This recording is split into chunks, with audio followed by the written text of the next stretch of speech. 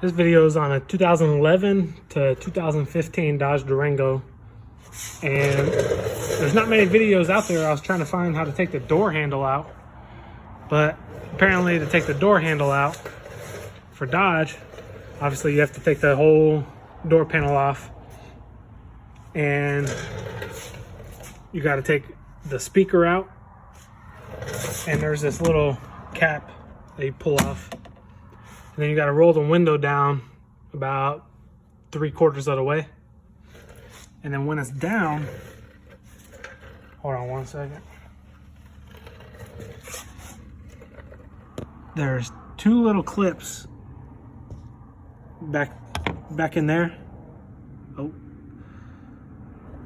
back to that hole that you have to push.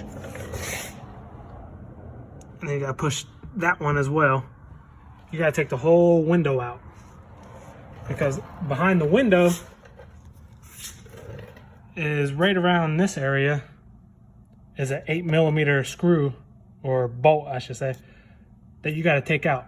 So the whole window has to come out so you can do that. And then there will be two more 8mm.